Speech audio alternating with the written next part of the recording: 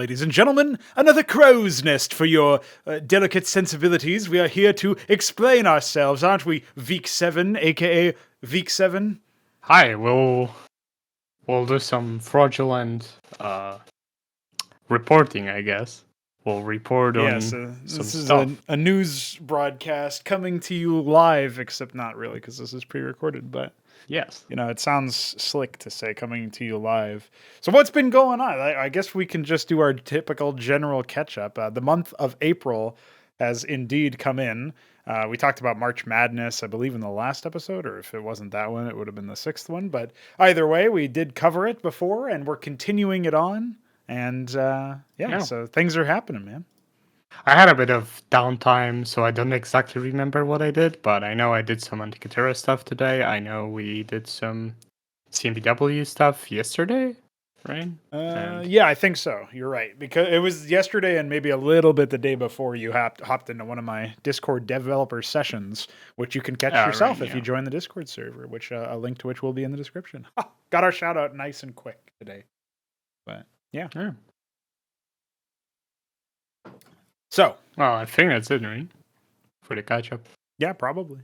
You know, we can skip the niceties because we actually talk on a daily basis anyway. So all good there. So one of the chief topics of this episode of Crow's Nest is just basically, we could probably sum it up as like things that are very common mainstays within gaming that are also not really good enough to really justify their inclusion, too complex for their own good. And so we'll get into some more definitional stuff a bit later on. But we can start off with a very concrete example of what we mean when we talk about progression systems. This has actually been a topic of discussion on the Discord server for the past couple of days. Every so often it comes back up, and you know, people are talking about the age-old case of like in an RTS campaign, can you really just enable all of the tech out the wazoo immediately and just say, okay, let's go. You got all the tech options. I mean, we kind of think you can, even in a game that has way more tech options than Brood War and StarCraft 2 and etc. But since these are the ones that are in most people's minds, they keep thinking, oh no, you got to start off with only Marines, bro. You know, so what would you say to this initial topic now that I started to set it up, like progression systems and the specific RTS example? You got any thoughts for us right out the gate? Yeah, so I would just, like, if I would be to summarize my misgivings about it, would be it's patronizing, it's really not that interesting too, and it's just a grind ball too. So it's really, like, it gets in the way, and we can explain on that in a sec. So yeah. Anything you would want to add? Well, I'd say we could probably just start expanding on what we mean by that, because most people will assume that because things have been done a certain way for so long that there has to be some merit to it.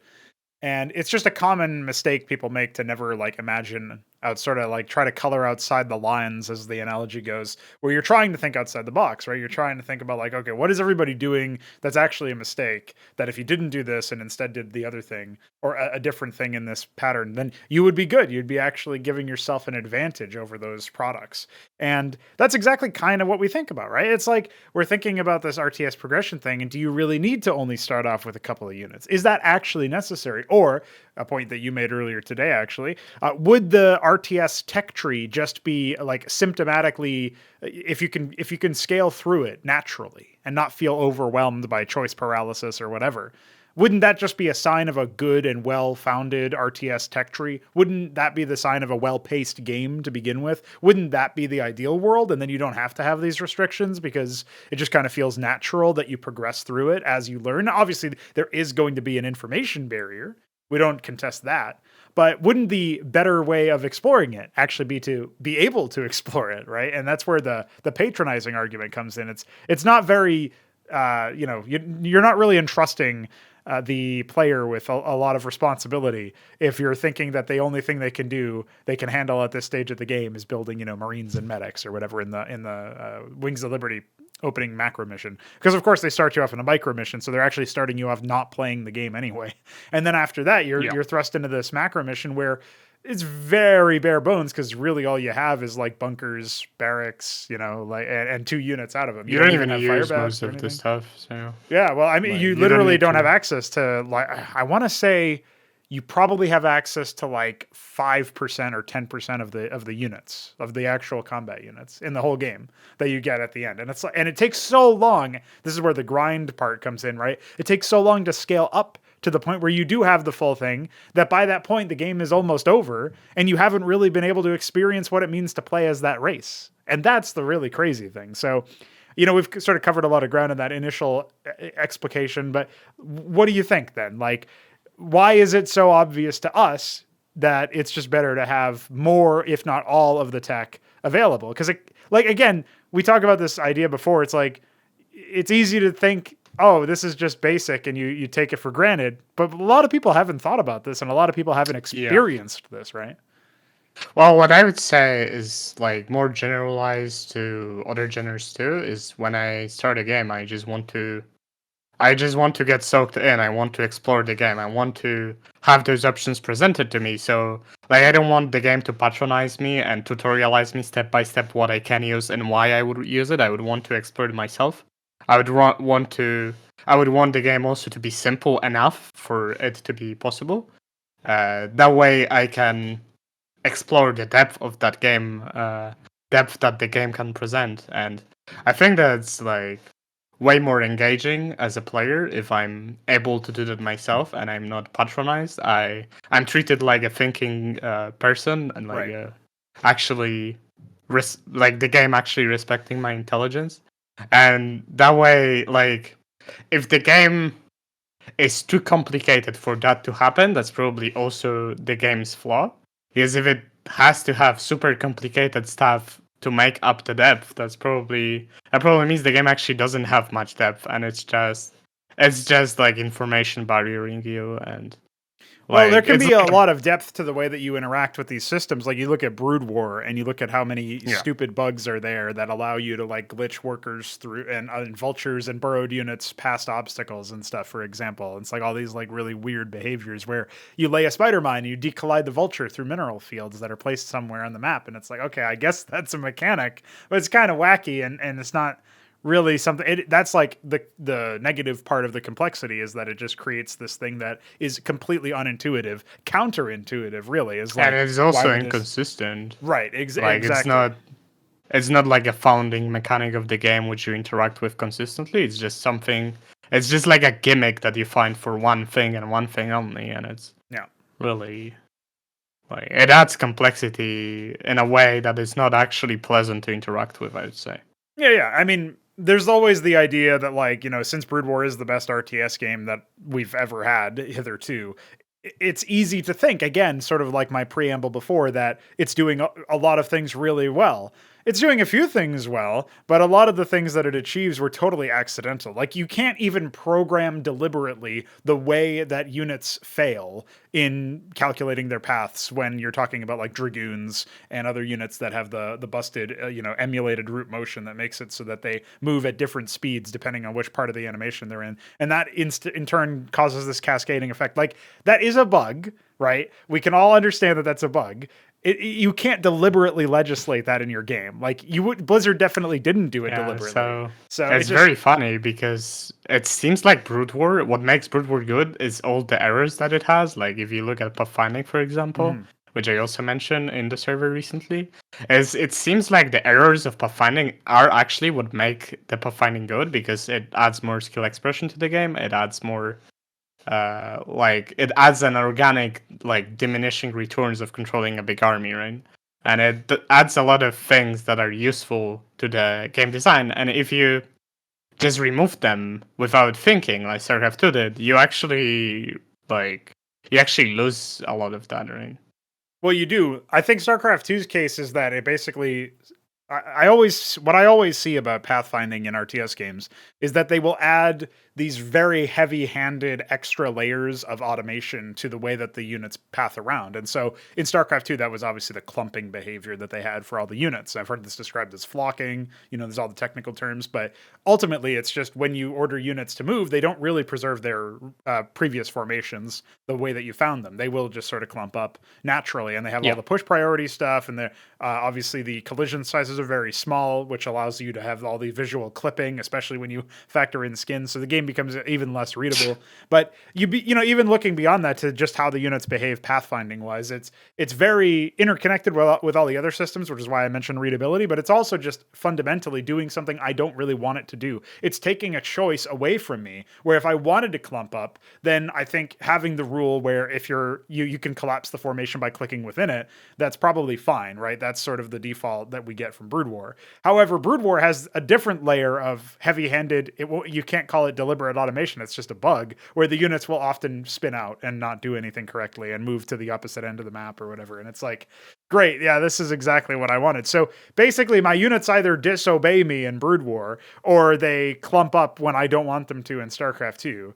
And again, I'm not asking for the game to literally play itself for me, although that's probably what detractors would sort of cynically market this as, is, oh, these guys just want the units to, well, they just want their units to follow orders. Yeah, I mean, that is actually kind of what we want them to do. But we also don't want them to take extra steps the way that they do in StarCraft 2. It's like, don't make decisions for me. Just, I want my units to go into a certain area. We've got two mechanisms. Either we preserve the formation or we collapse the formation, depending on where you're clicking in and stuff. And that should probably be fine, right? Like, we can't really think of too many superior solutions to that wouldn't also introduce, we call them corner cases or edge cases, but realistically speaking, they would happen in every game. Like, at that point, it doesn't really matter how niche it is. It's just like, can you avoid any of the sort of collateral damage, the friendly fire that such a system would create? And that's where we get into conversations like push priority and so on, where, there's been floated out the idea of maybe doing something similar to Tiberian Sun, the second Command and Conquer game that wasn't Red Alert. And in that game, they basically only do push priority stuff if the path cannot be completed otherwise, to basically prevent deadlocks. I'm amenable to that solution. Maybe we'll find that it's useful, or maybe we'll find that it's not sane to implement in our case or whatever. For our first game, obviously the pathing will improve as we make more games. Yeah, what we observed though is we definitely want to experiment with the pushing system, because it might actually help us understand the unit avoidance better. Yeah. But that's just something we floated. It might be something we want to look into, but we don't exactly know what's we wouldn't want the push priority thing to consume the whole system. Right. And yeah, so it definitely negatively impacts StarCraft 2's case, because then again, like, when I tell a unit to move somewhere, if I have to hit hold pause so that my other units don't displace it, because the way that I broke it down was basically it automates the movement of the unit, it automates the direction of where that unit is being pushed, and the distance where to which degree that unit is being pushed. And, you can think maybe it's fine if you're taking a siege tank and moving a Marine, but, if you've got like something like a Paladin in CMBW, or even a Penumbra in a CMBW or whatever, like, really, really big, meaty walker. I guess a Thor would be the example in StarCraft 2. Like, now the Thor gets pushed around by Mavericks. I mean, they have a whole push priority system where they have to add this extra layer of automation to decide not to push certain units. And that's the area you get where, again, it does start consuming a bit weird stuff. They just didn't use like the unit size or something, but like the radius of the unit or whatever. Yeah. They had to come up with an entire system for it. It's really weird. Yeah, who knows what was going through their heads, but definitely stuff that is silly. And we don't really want to deal with stuff like that because, precisely because of the fact that, like, we kind of just want the systems to be as simple and intuitive as possible.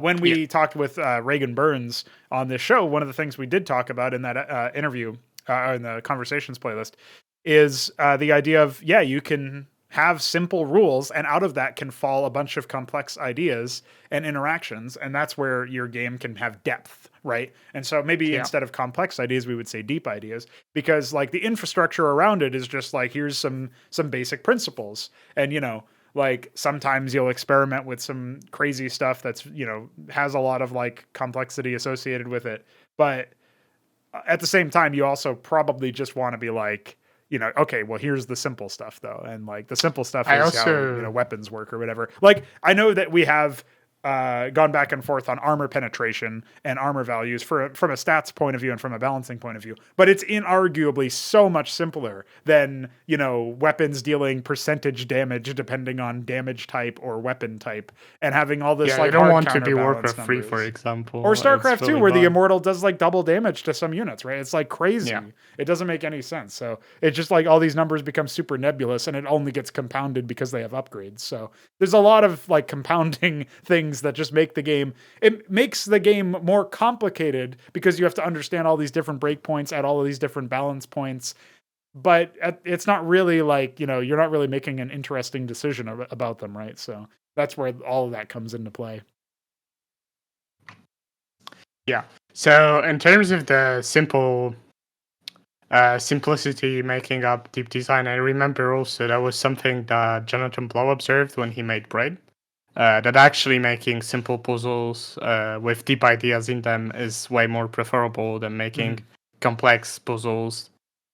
Since, well, the way I see it is basically complexity is it's like you could say a tool, but it's also a cost. So you can use complexity to achieve some depth, but if you can reduce that cost and achieve that depth without it, it actually creates a more compelling thing because it's actually less niche and like the depth is easier to actually. What would be the word? It sounds like it's something that is a little bit hard to explain without a concrete example. So do you have something that like kind of stands out to you in that way? Would it be something similar to the damage armor? Well, the way I describe it in the server is if you have like a super advanced passive for like a unit or an item in a game, and it requires like 3 different conditions, and it does like weird things on those conditions, and maybe does different things on different conditions or something, you might see how it might be very difficult to actually synergize it with anything. So it's actually the complexity kills any depth because the only value you would get, or most of the value you would get from that item or from that unit, would be from the passive itself. And in that example, the passive would only have like niche synergies with other things. And if you actually have like a few passives that are really simple, like I like this example where maybe you have like a slow field. So let's say you have a passive that creates a slow field on an attack, or maybe an ability. Imagine like a Psionic Storm style ability, but does a slow instead. Or even imagine Psionic Storm for that purpose. And then you have another ability which actually pushes stuff around, and now you suddenly have depth between like 2 interactions, and it's like really satisfying to interact with that, especially if you have more stuff like that. And maybe you have like a ability that creates a wall, really simple, right? But it actually now interacts with the push stuff, so you now have more depth, and it's actually really simple to understand it, and it like the depth can be observed really easily, but it's also like the amount of gameplay possibility space and like interesting decisions it creates is very vast. Yeah, it's sort of like if you have a series of tools which serve their own purposes independently, but then you can choose how to combine them, and you start to think about how these will synergize with each other.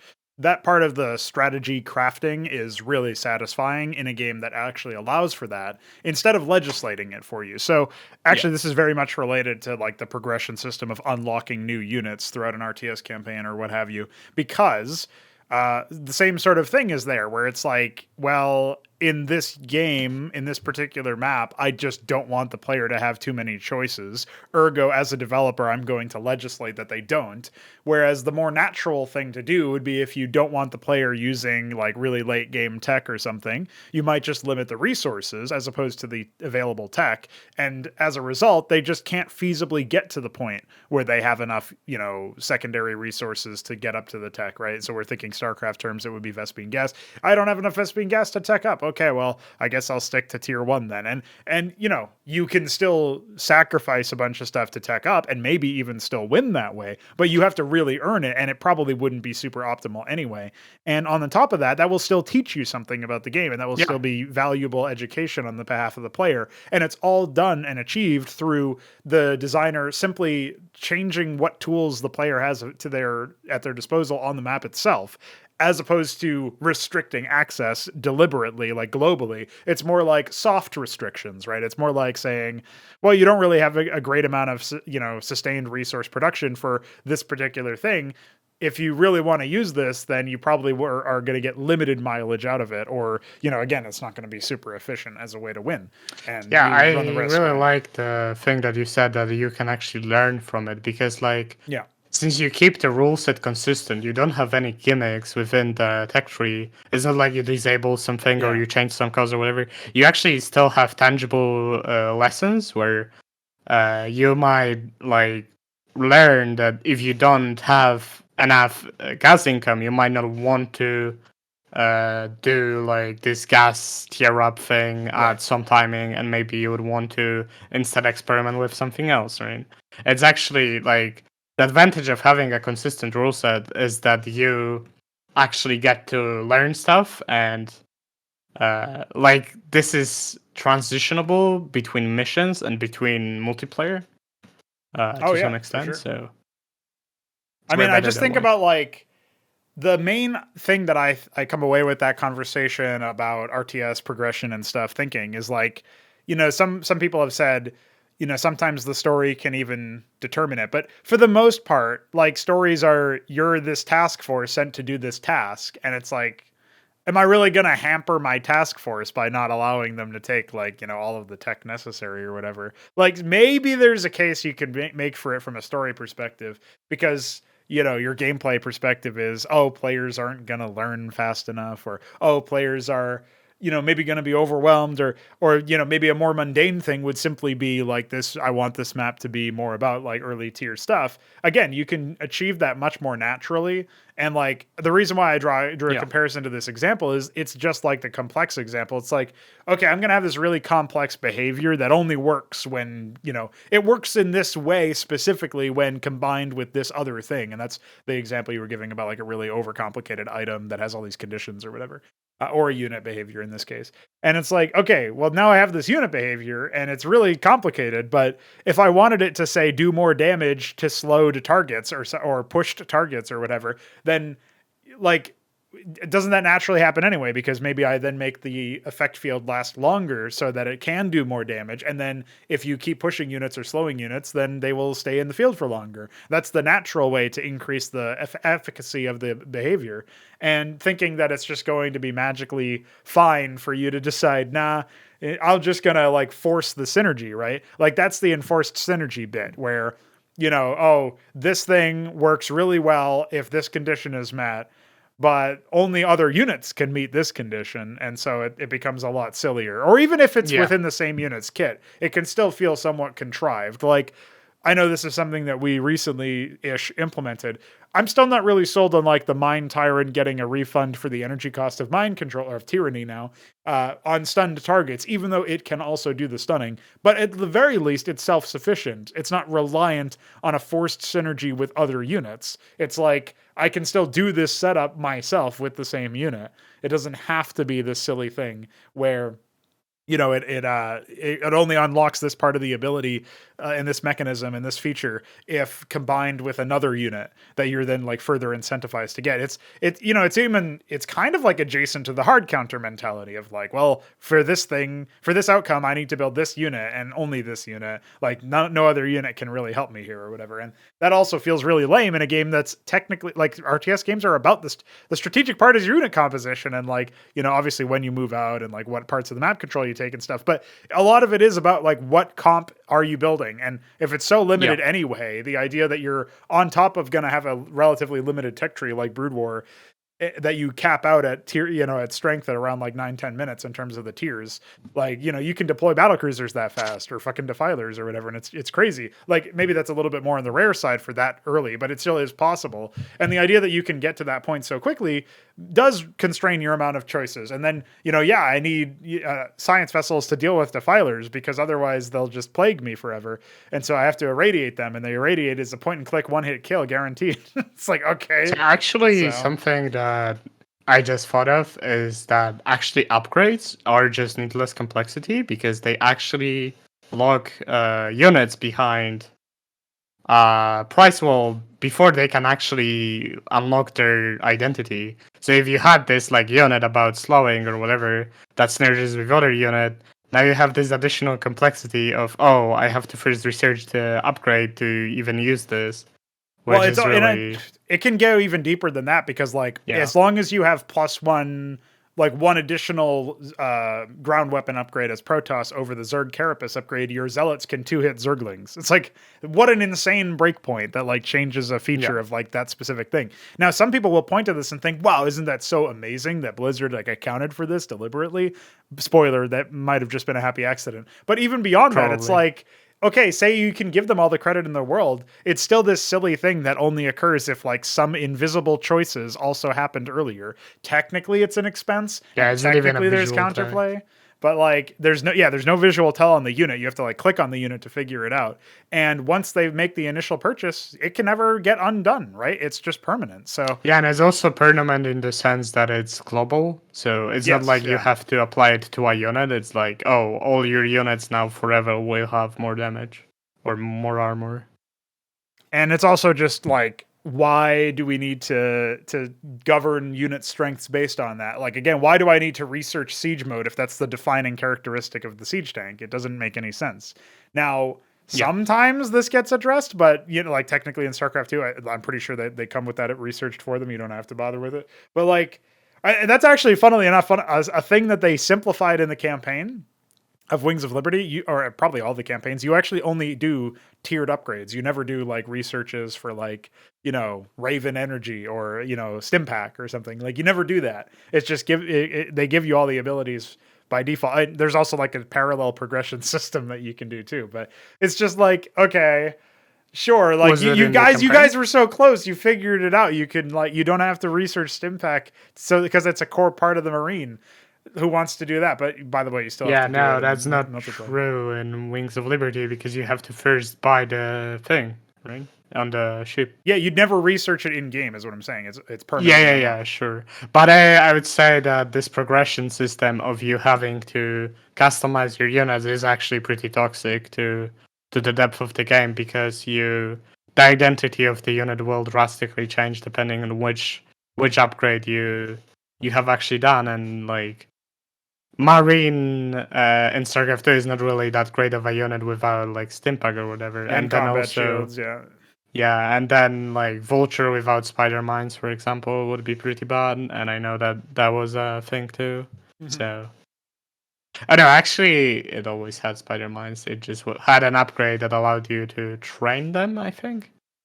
But I have no idea about the Wings of Liberty example because they were a notoriously useless unit since basically they had the same thing we had in CMBW where Spider Mines were way harder to hit or way harder to go off because units would just automatically kill them all the time. Except they never did anything to account for that. They're just like, well, I guess it's just like that. And so it was useless.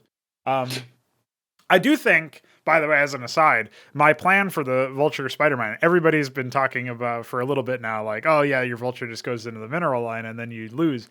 I think the solution is probably to, instead of having an arming time for the mine, you just have a planting time, and the Vulture is immobilized during that. And then there's instant counterplay because you just kill the Vulture. You don't have to worry about sniping the mine or whatever.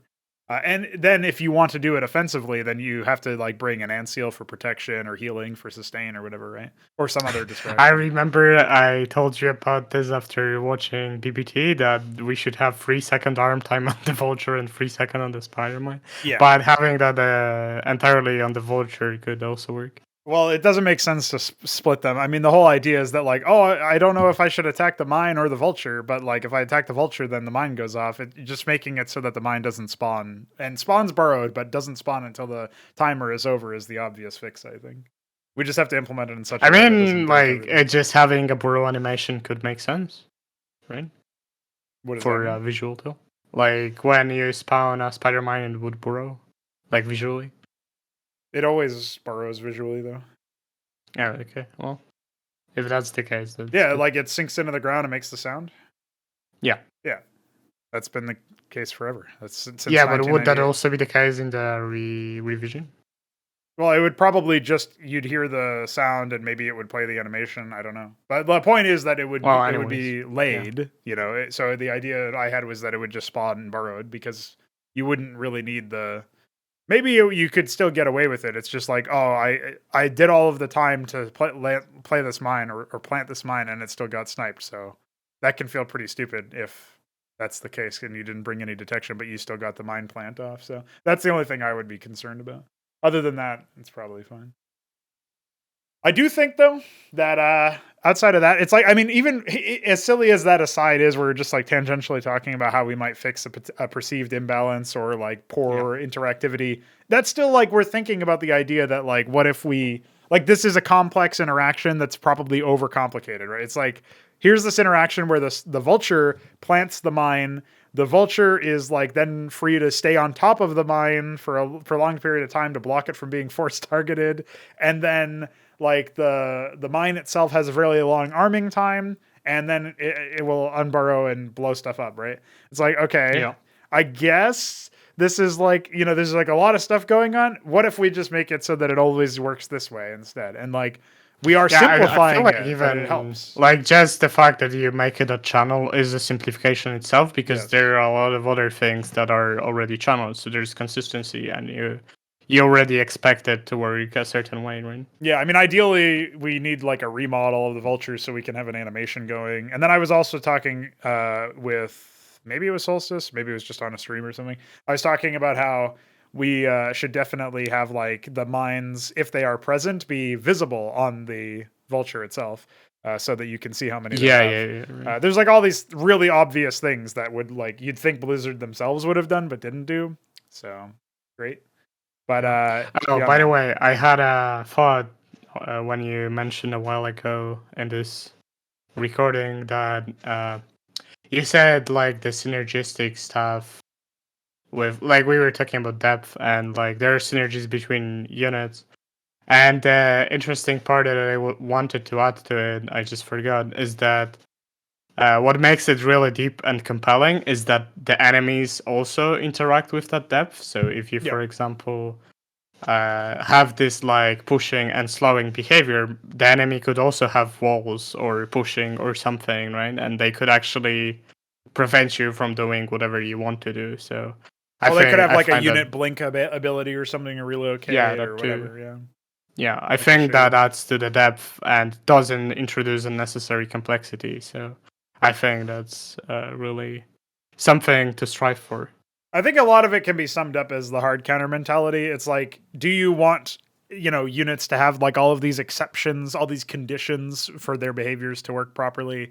Do you want to have to basically make it so that, oh, every single map has to have a Reaper jump up spot or Terran becomes useless in the early you know, like, do you want all this stuff? Do you want every one of your ladder maps that ever features an island to have a 0 mineral field to block Terrans from landing a command center? Do you really want that to be the case, or do you want a game that, you know, just works, kind of doesn't need all this shoring? Yeah, would be neat if the race identity actually just reflected that, and as it sort of touches the Myrian question. But if you can actually make that thing reflect the identity of the race, then maybe that's fine that like Terrans could expand to islands because that may be their identity where it would actually define them. And no, it would be an extension of what they are as opposed to like if that is perceived as an imbalance, then like maybe there needs to be other things, like more possibilities for the other races to do other things, right? So that's all that it is. I mean, yes, you can make a determination as a developer if you're adding something to a race or you have this feature of a race and it allows them to do something that if you were to try to make other races equal to would basically turn into this arms race of development where you have to make every race really fucking powerful in maybe obtuse ways or something. Like maybe you think Yeah, we could it's hit too a powerful, power right? creep, right?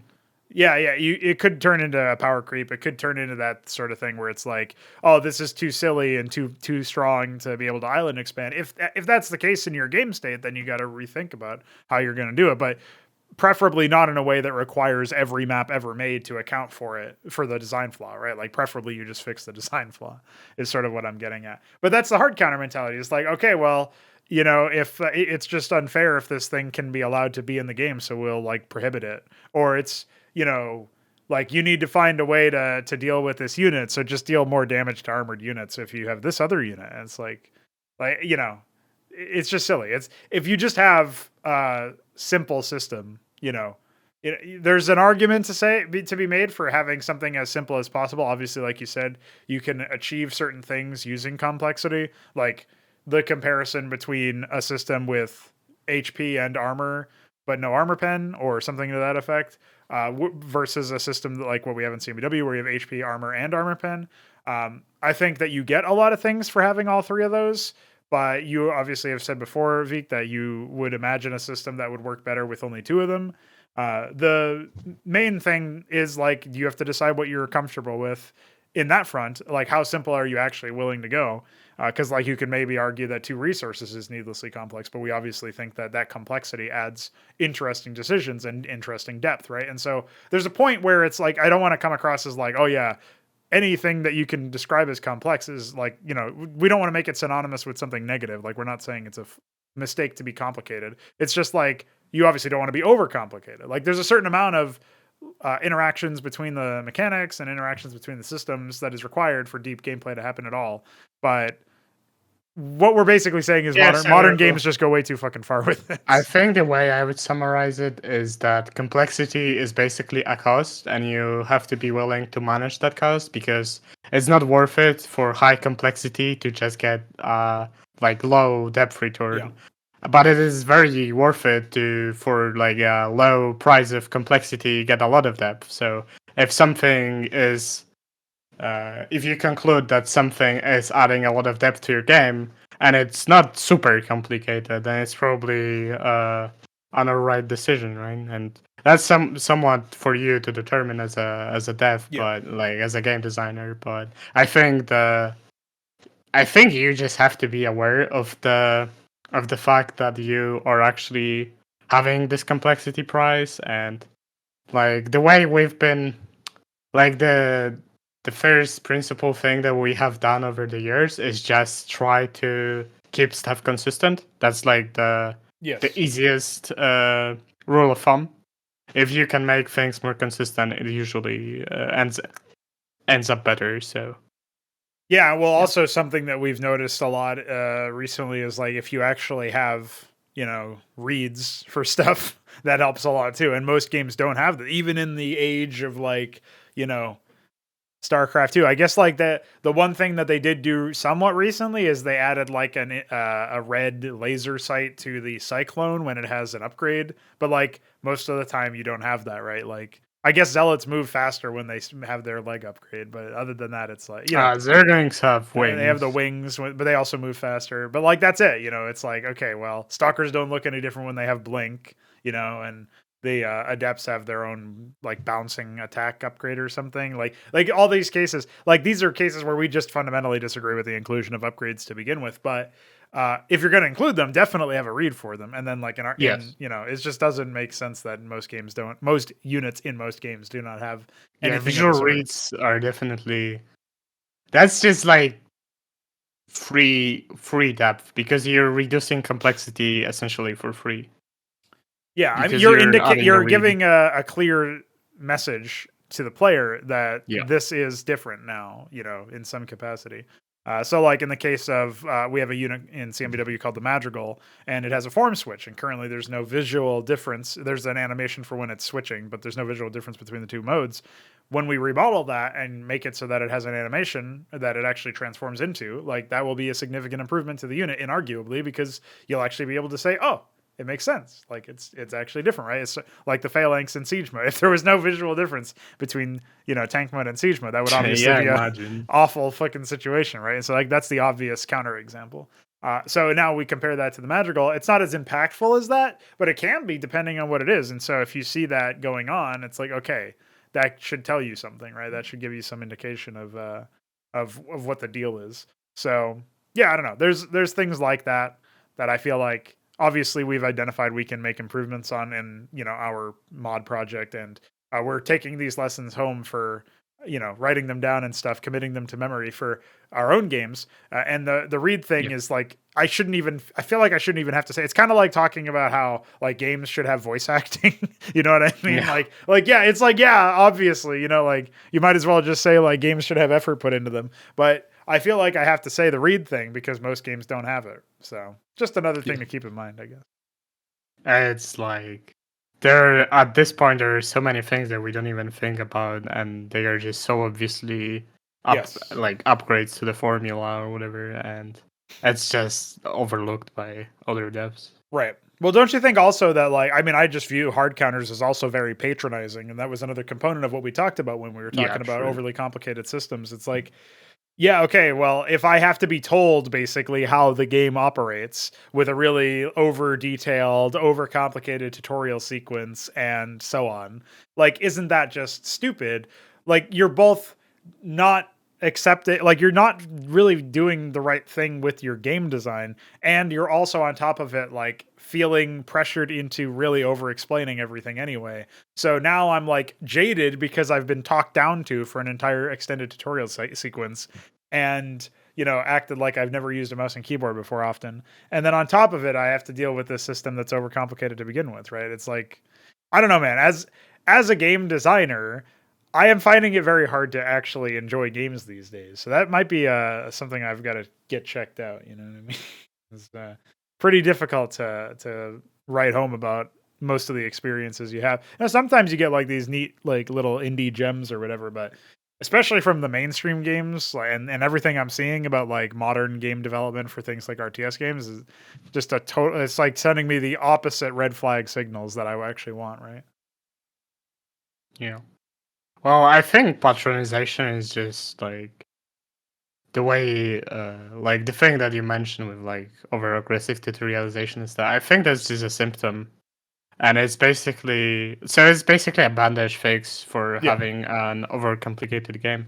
And the last episode I mentioned how like in Heroes of Might and Magic, there's a lot of misplaced complexity because you have to learn a lot of like what the attributes do, what the units do, and stuff like that, while not actually gaining a lot of depth from it, and it really like breaks the experience for me. And I think it's even worse that it actually also has a lot of RNG, which I'd say you could also say it's like needless complexity or whatever. Oh, but it's like the opposite angle of free depth with no complexity cost. It's like all the complexity cost and no depth because you can't account for it as a player. It's entirely random. Yeah, it doesn't enrich the decision. It's just like a cheap emotional like buyout or something. I'm not sure how to describe it, but it's basically like, oh, I crit for 10,000 damage. How satisfying. Oh my god, I'm so good. I still can't believe I was watching actual professional players in Warcraft 3 use the Blade Master and go, come on, crit! It's like, bro, this is supposed to be a competitive game. Hello? That's by the by because every single unit has a random range of damage. So nice game on it. Well, one positive thing about like one mitigating factor. Don't say one positive I'm not saying thing it's positive about Warcraft 3. Don't tell me. Yes. No. Upkeep? That's the positive thing, right? No. Supply? Yeah. I just wanted to say that the reason, like, because the game has so absurdly high TTK, it actually the RNG is somewhat minimized. But I see what you're saying. Yeah, I think it can be upwards of like 30 damage for the siege weapons when you fully upgrade them. I can't remember though. It can get pretty. The range is absurd. Yeah, and that was also true for Heroes of Might and Magic. Yeah, for some units. I never understood the idea. It really does feel like they basically outsource, like, well, they call it depth, but clearly it isn't. The fact, like, I've heard the argument against games without RNG is that like, oh well, games without it are super deterministic, but that's actually what you would want. So I think I have a feeling that the people who like, voice support for those systems are just engaging with the medium from an entirely different perspective than what we have, where the whole point is that like we have this system, Yeah, we can I learn remember and having a master. very long discussion with some friend that he was arguing that RNG makes the experience more interesting and stuff, and my counter argument was that, oh, and what about if you just added reasonable AI and you actually have interesting stuff that way?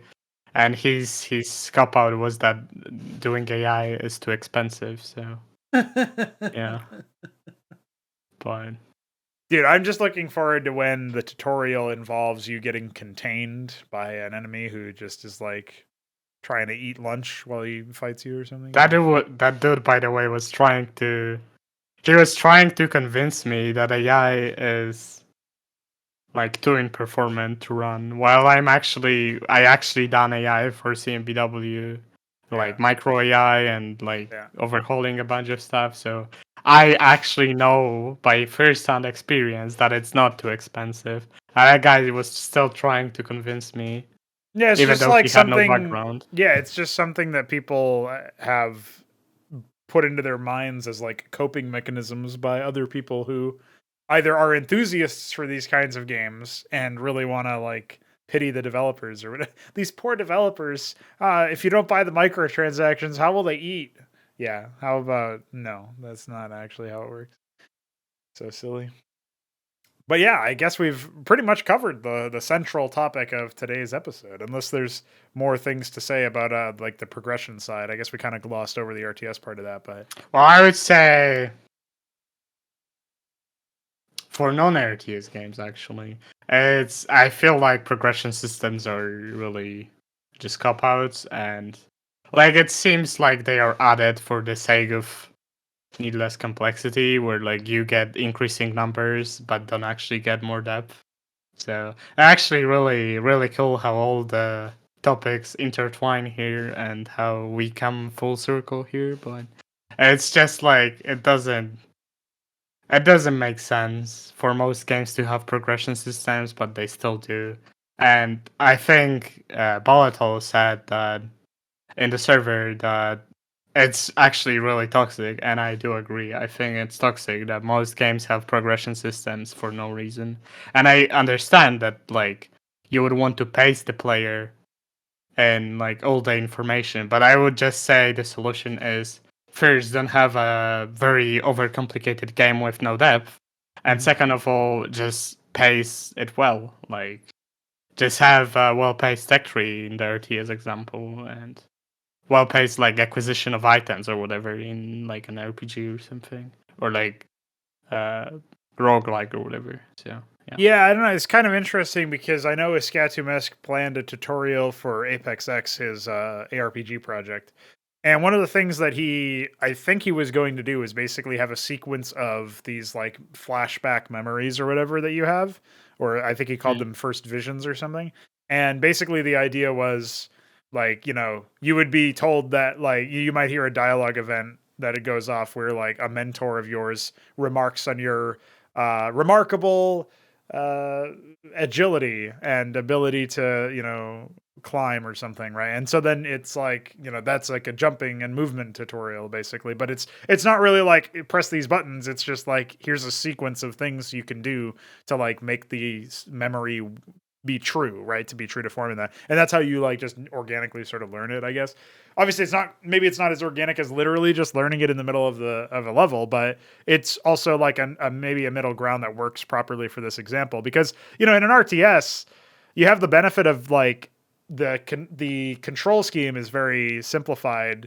Well, maybe not simplified. There's probably a lot of nuances you wouldn't pick up on, but you can broadly speaking see what an AI ally is doing and do the same thing. So you can like, Mm. you can see Yeah. that they're splitting their workers and building this this number of structures and expanding this many times, and you can kind of do the same thing. Whereas if you're playing like a RPG type game, ARPG type game, like a God of War type game, right, you're not really going to have the same luxury. Like, I guess you can have an indicate, like somebody, you're trying to race them or whatever, and or you're trying to like compete with a friendly competition with somebody else, and you can watch what they're doing to study them or whatever, in order to like see what happens. And then like, I don't know, like maybe that would be enough for you to be able to pick up on the base mechanics and like how things work or what have you. But you would still want to do it yourself. And I guess the same thing is true in the RTS example. So maybe that's actually enough. Like maybe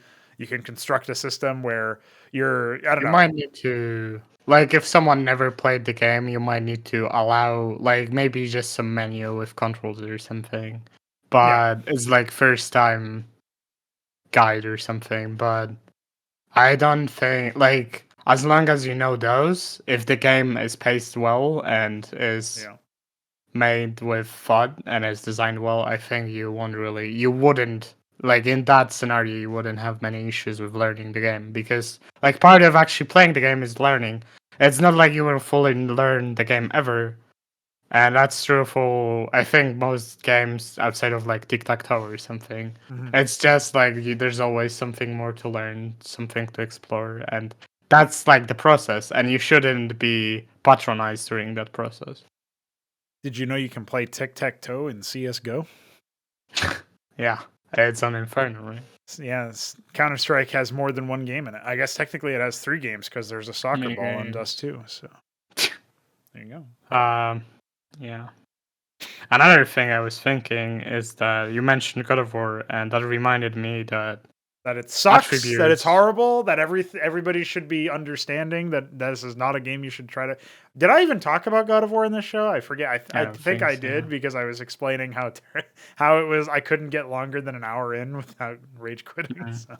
Anyway, go ahead. Continuing on the topic, I would just say that I find the attributes, so like strength, agility, stuff like that, I find it really disgusting.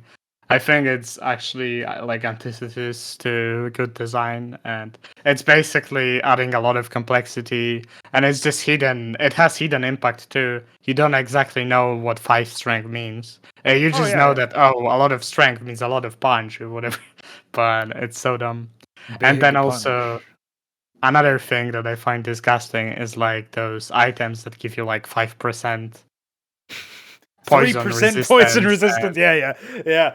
I think stuff like that. All of the progression through gears, through leveling up your attributes it's a stand-in for actually being better at a game. You know what I mean? Like the level up idea is a stand-in. It's like a cardboard cutout version of actually becoming better at the game. And so, yeah, if that's how you're sort of like cheaply achieving the same thing as a designer, you're going to have a much more hollow experience. So, yeah, I don't know. Well, there is something that you could do for like customizing, but I think that mostly would be with passives instead of attributes. And maybe like movesets. If you have like first class stats like damage or health, that's probably fine too, because those are actually like 100%.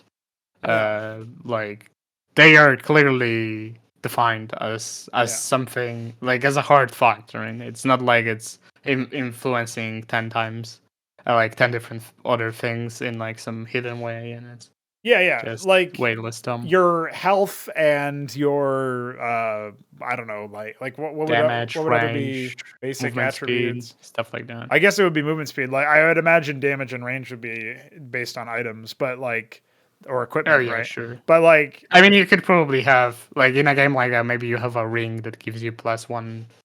I don't know what +1 would be, but maybe it doubles your range or something. Yeah, I don't know. Or like creates a phantom strike for half damage that follows your thing. Like these are all things that fundamentally change or introduce new tools that you can use instead of it being like 5% poison resistance. You know what I mean? And you might also do trade-offs, right? Where you maybe like we had this item in original Onitor which slowed you down by 50% but doubled your attack range. Actually, a very interesting trade-off. Yeah, I think it was a toggle, so you would choose when to Yes. enable it. Yeah. So and there was I something assume similar that for a toggle would tank item. probably need to be channeled or something, There but would be a outside of similar that, form switch thing to like maybe the CMBW Madrigal, funnily enough, since we Madrigal, yeah, right. exampled that. But yeah, there was a tank item as well that was kind of similar because it was like slow your movement speed but increase your armor like by a significant amount or something like that. So. Yeah, I don't know. There's all these different things that you can do. A lot of the time, I do like the idea of having some like you basically trade some form of survivability for some form of offensive power or vice versa, right? And it's like, that can get a little bit hairy because sometimes like mobility is a mix of survivability and offensive power because you get to like move closer to the enemy, but also escape the enemy. So it's like, okay, well, what do you call that? But, like I think that having that sort of trifecta in mind of like survivability, mobility, and offensive power, right? Like I don't know, combat oriented. Yeah, Ability. it can be a good simplification. Yeah, if you think Although about I it in find those terms, it helps. Yeah, sure. There's obviously a gradient though. It's like, lifesteal is yeah. both survivability and offensive power because it's like downstream of your offensive power, but it clearly helps you sustain in fights, right? And then It would be really weird to trade off like some offensive thing for some other offensive thing, but maybe I don't know.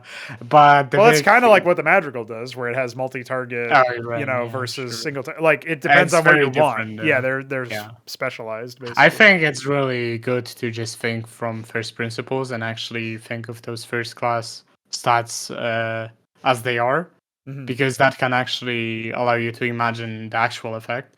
But I think starting with the simplified view is probably fine. Because it gives you like some good framework for what you could do. Right? I think that's how I would summarize it. Dude, that's how we fix apostles. We make it so that they, instead of having energy costs, they have HP costs. Easy. Yeah. Just kill themselves to resurrect people.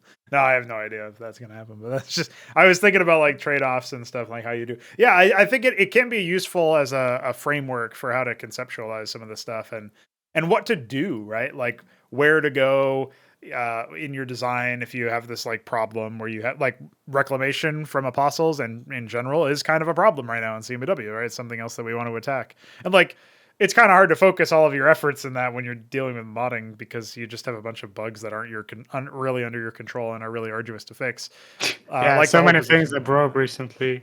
You've been just posting me like 10 things that I thought were already done or whatever. Yeah, well, the whole position bug is obviously reintroduced because of that hook that we did, and we have to like figure out how to fix that and stuff. But like like there's these things that we can continue adjusting and resolving and seeing what we can do for improvements and investigations. But all in all, like when we can actually focus on the like design part of it, the most satisfying stuff for us is when we add interactivity. So the most recent change to the Ion cannon, we finally have exited Ion Fools, which is the last cast over that was. Oh no, I guess it wasn't the last one, but the April Fool's cast over. It was just Ion Wars all over again. And I think, it's like it's nice to see that it's significantly better because Mesk was building them and I was able to move away from the beacon that while it was animating telling me that it's about to attack. But I was also like I couldn't just like move into his ion cannon while it's charging to like make it deal damage to itself and stuff, right? Like that no longer happens. So ergo, you actually don't have to worry about that. There was a period of time where I accidentally broke that when I was refactoring the missile stuff. Yeah, I don't think anyone actually played with ion cannons. They did. They just didn't know it was broken. So. Oh well. Owned, but don't worry, it wasn't a huge deal. I don't think. But like. Yeah, I don't know. There's all these things that are, we're still improving, still fixing, still doing stuff. And the ion cannon thing to me has just been an enormous success because the interactions of the user and also of the person who is they're being used against are all much healthier, a lot more sane. There's a lot more counterplay, and it just is infinitely healthier. And now the unit can be like, maybe it's too expensive, and now its cost can come down a little bit because like it's not just overpowered basically and non-interactive in an uninteractive way. Like that's when you'll get these really weird bandage fixes, like making the unit more super expensive or whatever, as a a temporary fix to the design flaw of them just being really uninteractive units. Do you remember the iron-filled passive? The attack speed increase? Yeah, it's still there. Yeah. That's actually something I always thought was like very like complicated, but I'm curious if how that like because it's like really niche. I wonder if that's still like useful or whatever. What are your thoughts? Oh, I use it all the time when I'm fighting against somebody building ion cannons because I just avoid the initial blast and then walk back into it to attack their defenses faster, right? So there's a huge amount of trade-offs. I mean, it might be dealing too much damage for it to be useful for your own units as much. Right. Whereas but it's like it's a very powerful buff, and so the trade-off is you take a lot of area damage. Yeah, that actually might synergize very well with Reclamation too. So there's actually some depth that it adds. So that might actually be really good. I just always thought of it as like complexity that doesn't add much, but since you said it's well, if you remove the buff, it becomes impossible to fight underneath it. Well, not impossible. It becomes really prohibitive to fight underneath it. Right. You just never want to interact with it at all. But also, neither player really wants to interact with it. Because nobody in the whole map does, because it obviously deals damage to all units, not just like the enemy. I always thought the calculus field is actually really neat. It gives movement speed. Cascador. And it's really synergistic with like ultra cores, vervo cores, stuff like that. So, if that's also preserved for Ion Cannon, that's some depth to extract for players. So it's actually less niche than I thought it is. So we also don't need to add we were talking about making things consistent. We don't need every effect field to have like a positive, like a trade-off effect either, right? I mean, the trade-offs can come from other things. So like when we make Carapace Swarm and Psionic Storm channels, the trade-offs are like, okay, you lock this area down, but you also lock your spellcaster down. And then the LAN effect is, well, it's not really an effect field in this. I guess internally it is, but the LAN effect creates this AoE thing around itself, but the trade-off is it can't shoot. And you might also be disabling your own units, right? So it's depending on positioning and stuff, it's very positional. And I think those are really interesting. If you can gate a lot of power behind positioning, like the Star Sovereign is a very famous example of this, where it deals a lot of damage if you can get the channel off, but it's expensive and the unit is also expensive and it's very slow, so it takes a long time to do it, takes a long time to get into position, all these things, right? And then even then it's still vulnerable during the whole thing, so it's possible that it doesn't actually do enough damage for what you want. A lot of trade-offs for a lot of power. So I think just in the same way that complexity for depth is a trade-off, at the same time you that's the meta sort of thought about this whole episode. But you also just have these series of when you have to make a decision, when your game's outcome is tethered to your decision, I think you're in a really good spot. Because then you always feel like you have counterplay. You always feel like you have something you can do. And that's also one of the reasons why we want really deep tech trees anyway in the first place, is there's always something else I can maybe throw in to the mix as far as a choice to respond to my opponent, right? So you not only have a very deep cost-benefit analysis you can do on, let's say, the Grief of All Gods itself, it's also you also have to cost benefit analyze what can the enemy do?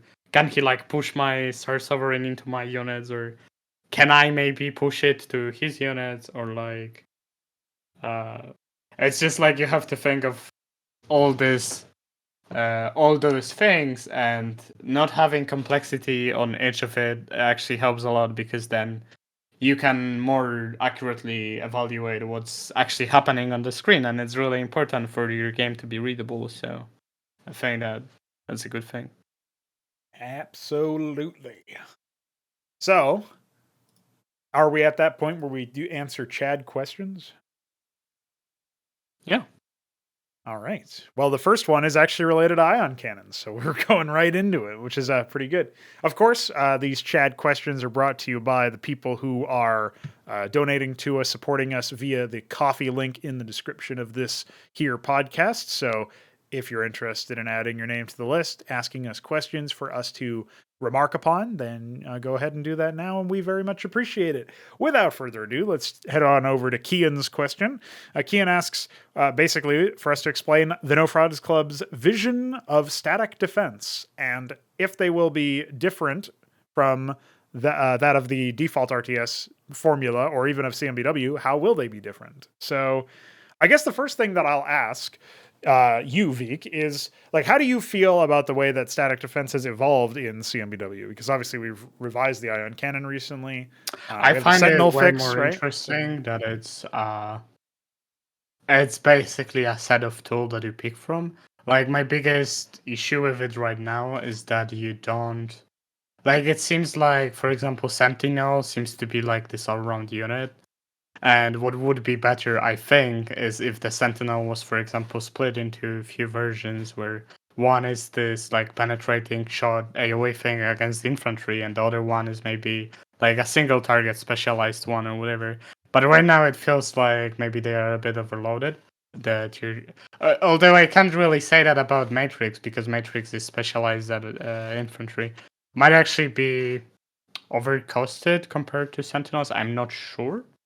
But I think it's definitely more interesting that we have more options. Would be great if we had even more because then you have a more complete toolset. Mhm. And I guess another thing to reflect on is that maybe we actually it might currently be too easy to like defend some areas since you have this like all-round tools that are really good at just holding the area against everything. So. Well, I think my concept for the Sentinel as an update would be to make it 3 tall by 2 wide instead of 2 by 2 when we have our own model for it. DF actually has some ideas for what he wants to do with the model, so that'll be neat. And I'll have to remind him of that direction because it's something that I just came to the conclusion yesterday while playing versus Mesk. There's a lot of times where it is quite possible to just spam out these, all-rounding tools like you're describing them. And I think Sentinels very recently have fit that bill a lot better because you fixed their piercing, so they actually fucking work. Whereas previously it wasn't really doing what we thought it was doing. Not nearly as much anyway. So yeah, it wasn't as precise. It was pretty inaccurate. Yeah, it was very inconsistent, you could say. So yeah, I mean, that's just basically like buggy code or whatever. But conceptually speaking, code. What you? It was Iquid code. Yeah, he left us some presents for us to remember him by. Dude, I don't think I told you this, but I had a dream that iQuare sent me an email or joined the server or something, even though he's still in the server. I had a dream where he like made contact again, and he was like, "Yeah, I had to go to college or something." So he had some like wacky excuse for why he hadn't shown up. Dude, I actually kind of forgot that was a dream, and like somehow internally needed to remind myself that wasn't real because it was just something that happened. It's funny how dreams come back. Yeah. There's another one that I would share is that I actually had a dream that the Shambler himself made a mod for Brood War, and he actually based it on the normal game. Yeah. So what I remember from that dream is that there were no multi-building select, and we were very unhappy. And it was also like a very bare-bone Battlelands level with not a lot of cliffs. Yeah, fastest some map, details that I remember. Yeah, it is funny how you just occasionally get slapped with stuff. But yeah, so let me think about how I would segue back. So the Sentinels are probably like you're probably fair to indicate that maybe they're too all rounded. However, if they end up being more costed something that costs more appropriate amount of build space, of resources, whatever, then that might be enough to balance them out. One of the reasons why we don't have an exhaustive, expansive amount of static defense is definitely like, there's button set limitations, iScript limitations, et cetera, et cetera. So in our own games, that may not be as big of a deal, even though our first game obviously isn't planned to have it might match CMBW in terms of, tech tree sizes. It might be a little bit less than that. It's not planned to go over that. So as a result, anyway, you are definitely looking at less stuff or equivalent stuff. And so you're not going to see like a huge change. But I would like to explore maybe in Onatar, we can do this, something where you have a lot more customizability for how you want to defend your base and a lot more tools to respond to that. But also, of course, we have to keep in mind static defense, turtling Like these should be options that come at the cost of, map tempo, of the ability to, fight against your opponent actually. Every time you add advanced static defense or improved defenses and stuff, you also increase the likelihood of proxy play, of stuff like, I'm sure that Mesk will do a proxy engram once it's implemented, just because Protoss don't have tech requirements in the same way, or tech limitations. You might wait until a team game because it's going to be cost prohibitive to do it in the early game. But he'll break that out. I guarantee you. He'll go like Can you artisan first. remind me and the viewers what the engram does? Oh, it's a How long does it- range, like area splash, like 9 range static defense structure for Protoss. It's going to be fairly durable and fairly, I think it'll be 3x3 in size. So I can't remember I guess that's like the, there's not many structures that are 3x3, but the particle accelerator add-on for the nanite assembly is one such structure that's that size for people who do play CMBW. I remember also apothecary and the mantle probably is what the you're thinking mantle. of. Yeah, I don't think there's any 3x3 structures by default in Brood War. But anyway, that's not a crazy thing to point out. Are in the normal Terran productions 3x3? No, they're the 4x3, the same size as the command center. Oh, okay. So there you go. That's so anyway, the main decision, I guess the main thing to think about is what's going on with like how we would precisely work on static defense from an identity perspective. I think just like everything else that a race has, the static defense should be a reflection of what that race can do. And so that's why, like, the Terrans have their ability to lift off with static defense, right?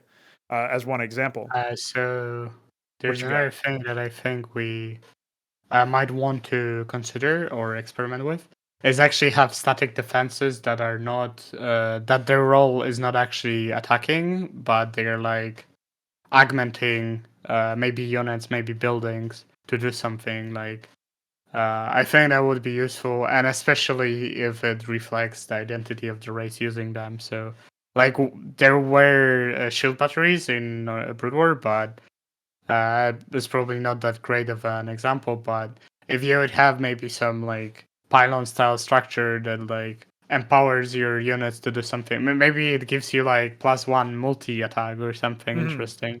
That could be really good for defenses and could actually be like an organic way of first like displaying identity of the race, and second actually varying the static defense. Oh yeah, like you were talking about the Matrix potentially being something that costs too much, but obviously being, specialized in its own way. And it's like the one thing you have to account for as a designer is that the Protoss, I mean, their identity is kind of everything costs a lot of money, right? But also their identity is that they can scale power a lot higher. And so that's what the Crucible does, right? The Crucible scales the power of static defense quite heavily.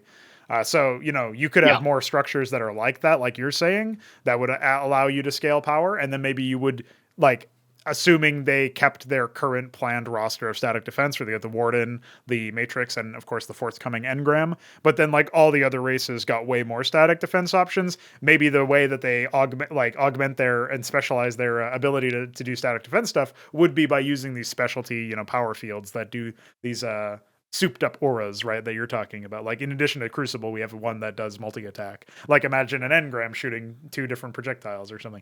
Like, that would be pretty good, right? Obviously. So the scaling power, maybe not infinitely, but to a high amount, because obviously you can't fit enough Crucibles around to actually do it infinitely. Of course, there's a point where it falls off. That's definitely interesting as a concept, right? I mean, we were going back and forth on like, do you even want pylon power to begin with, and like how are we going to do all this stuff? I had these crazy plans for how we would maybe revise it, but anyway, like the main concept is, for my money, the idea to add more of whatever that race is into their static defense, make that a reflection of what they are. And so, maybe in Onatar we do have a crazy amount of static defense, but also we make sure that, there's also good options for sieging. And, maybe that has to be more interesting than just like flying land effects with disruption field over the stuff. And, you might get locked into attrition. You might like break out artillery that outranges it is like the obvious one. But I thought that some of the interesting ones that we had that maybe have fallen by the wayside a little bit lately would be stuff like the our ability to, overwhelm the enemy with brood spawn, with the old version of Parasite, which was obviously really silly because it did have the infinitely scaling corner case. And we've kind of changed that around now, but like, theoretically, if you can get the Convolesque to work a little bit better, if you can, deploy those in great number, then they're really good in open fights, but they might get shredded by static defense. We got to kind of figure that out. But that would be like one way to keep, disrupting the defense moves. And then, there like ways to break sieges without it just being artillery versus defenses, right? Like that can be one method, but ideally there would be more than that. And so that's sort of what I'm getting at here is like static defense is a tool in the arsenal, and it's mostly there to almost like automate in a good way because you're paying for it and it's not a gimmick within the system. It's just like it's similar to how a unit operates. This is a building that stays stationary. You're sort of automating the defense of an area, and you're also creating this like sometimes it's not so automatic. Sometimes you are picking targets for them manually and fighting around them to support them and stuff, and that's when you're like trying to hold an area or maybe proxy or something more silly.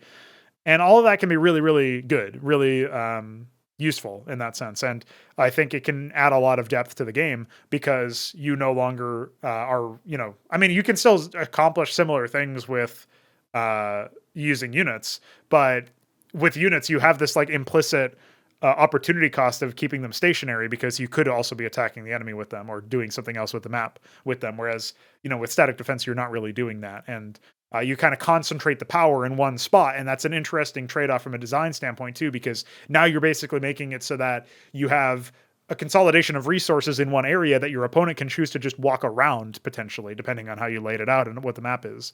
So there's all these interesting components of static defense, which is why we want to preserve them. And I think I'm not really sure how deep we can go into the topic of like, here's a deep dive into our approach for static defense. I don't think it would change super radically. It would mostly be about accessing more options, having more options to begin with, having like 10 static defense turrets that the Terrans can have access to. The Terran equivalent, obviously, like we won't have Terrans, but that idea is like each race has like a big roster to pick from. That would probably be the main way. Would that be? Oh, probably it would be Onatar, because like we were saying earlier, is like I was thinking that you probably would want. I was maybe in tier 1, you would want probably like multiple choices, and in each tier having like a choice, right? The thing about like the tier 1 stuff is you would want to like we've kind of observed that CMBW currently you're not really super safe in the early game, and I don't even really know what the solution to that is, because I think maybe like when I play versus the Shambler, he just like tries to rush me to death, and he often fails, and I just rush him better. And that's kind of like a meta between two players, right? That's not necessarily the same thing. But anyway, like that's one thing. Then, Mesk always likes to cheese, and he keeps saying he can't win a conventional game, which may be true versus me, but we can't really know that because it doesn't ever get to that point, because he fails cheese and then dies, or I rush him or whatever, or I just like win without actually trying to win in the early game, but it just happens. That's happened a lot too. So that's not like a humble brag. It's just me saying like that's sort of like the state of play. So maybe early game static defense could be better in some way, but you would still be paying the cost to get it. And that's where like people talk about like, oh, what if you use Age of Empires method of like garrisoning your town center for defense? And I don't like that, because it's just not an interesting decision to make. It's like you do technically lose mining time when you do that, but it's really not like that much of a loss. And you're also probably guaranteed to kill units, or at least like significantly damage them to the point where they can't really continue the pressure. So you're neutralizing what should be an advantage for the player who has military by doing nothing, basically. But like you're getting way more for that trade, and you're the one who supposedly like is disadvantaged because you're getting attacked early. So I find that ends up being a very unsatisfying way of securing better, longer games. So I think a lot of that is probably down to maps, and a lot of that is probably down to players and player skill and stuff. But or play styles in the case of like the Shambler myself, and even Mesk.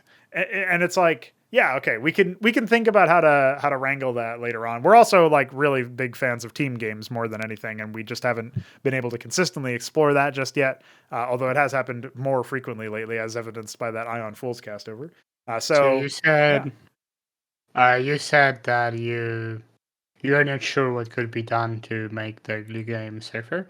I feel like the big reason why it ended up that way in CMBW is that so essentially we slowed down the economy a lot, but we didn't do the same for like the fundamental stuff like how units behave and stuff. So it feels like it's just like the margin of error is now way slimmer. Where Yeah, but it's if you can't you really legislate that by fixing all the other things in air quotes around fixing. It's like, okay, what if we globally slow units down? Then it's just as an example, right? I'm not saying you're suggesting this, but if we did pursue that line of logic or we globally slow down the training times or whatever, it's like, well, now whoever has tempo is more likely to win. So this our margin of error is still maybe even slimmer or it doesn't get changed, right? So there's something else that we have to figure out. I think we'll probably experiment with cutting mining time in half, but also reducing the base return amount or something, just to see if that changes anything. Although that's a little bit complicated in CMBW because we already have varying return rates, right? But like I was thinking about something like that might be interesting to play around with as an experiment. Maybe it's only a private build that you and I do deal with or whatever in a team game versus AI and see how that looks. But I feel like, you know, if we do something like that, then we kind of change. We still preserve diminishing returns with whatever final math we settle on for the workers, but we make it a little bit more sensible pacing wise. That might be something that we could approach in the early stages of the game. Ultimately, I think, you know, I guess if you are in a situation where work like units move slower in tier one, then maybe you would be in a situation where you would attack less often because you'd be like concerned about your units getting picked off or like being in the wrong spot to if the enemy attacks you. But that just seems like really weird and stupid because then somebody will still attack. You know what I mean? I don't know. It just doesn't seem like it's well, basically a coin flip, right? It goes I back to coin think flip. so. The reason I said what I said is because it seems like if you give the current units more time to deal damage, they can basically win the game. So you get more like time windows to do stuff, which make any sort of like imbalances in power very impactful. So I feel like that if that's like addressed, I obviously wouldn't want to uniformly make the game like it's makes no sense to just slow the game by like it's no sense to make like the game speed slowest do something that doesn't actually fix anything. But it's just like I feel like the first game we're planning, I think it's gonna do better in that department just because we already designed it to be slower from the beginning. Yeah, So. we're not like retroactively applying a change to it, right? Because Yeah. it is pretty wacky how just by removing supply and a bunch and you know well I guess upgrades too because like some units now move faster than they used to by default because they have part of their upgrade rolled into them or whatever. Just by doing those things to simplify the game, we've actually sped up the game even though we've slowed down the economy. Like it's still kind of funny. Maybe part of that is the fact that we start with 6 workers. I still think you could probably squeeze out more longer games by virtue of having only 4 workers, but we're not really adding more decisions to the game then, you know what I mean? So I'm not sure it's not just like kind of an artificial limiting factor, but maybe it's also an artificial boost if just by adding it, you know what I mean? Like it really depends on what is arbitrary about it. Like, is it arbitrary that we extended it in the first place, or is it arbitrary that we would shrink it again? So yeah, we have to kind of go back and forth on that one. But you know, the reason we're doing all these economic experiments and the 11th hour of CMBW development is so that we can be best equipped for developing it in our own game. And you know, we've talked about this privately as well. Maybe we do come into a situation where we realize, oh, actually, like, you know, workers with collision, we just can't handle that in our current pathfinding solution. So we'll go ahead and bite the bullet and admit defeat on that particular front and like explore it later. Like that's a to be continued moment. And for now, we'll go back to the brood war method of just cheating and not having any pathing at all, or not any collision at all. And then, you know, I'm still not really sure how to feel about wandering, right? Like, The fact that we've made it. The fact that we don't have worker collision does make it much harder to figure out how many resource units are on a specific node. And we're both, but especially myself, are very vehemently against the idea of just having UI indicators to cover up that shitty decision of yeah, you just don't have enough workers on this node, and it says workers 1 out of 2 on each node, or you know what I mean? That's obviously lame as fuck.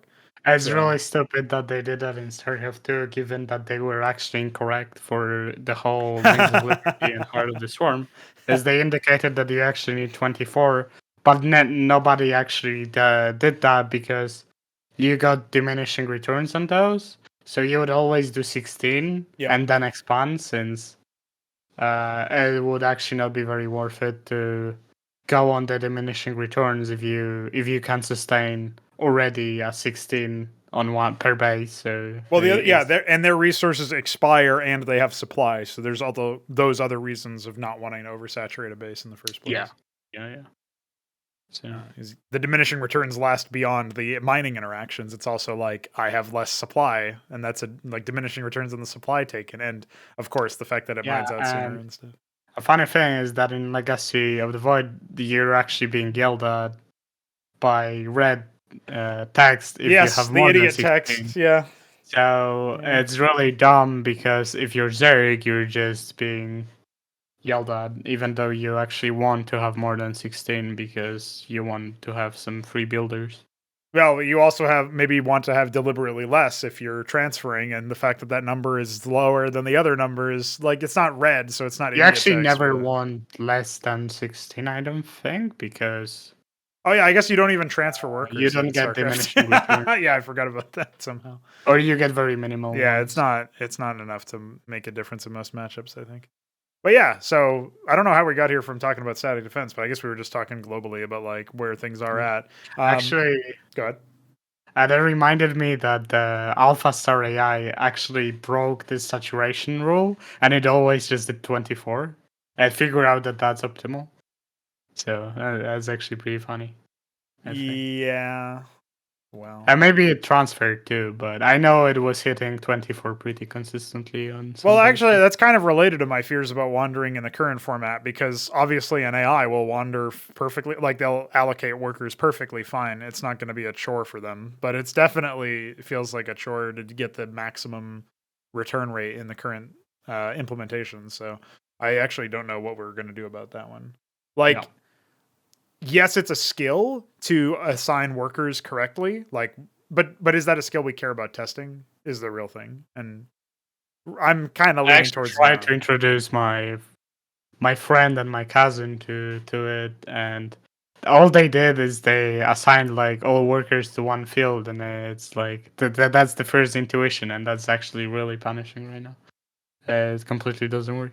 So it's bugged, yeah. But you have to learn, and it's kind of intuitive that you would want to split your workers to different nodes and stuff, but the wandering being different, that's something that nobody else has ever messed with in Brood War's history.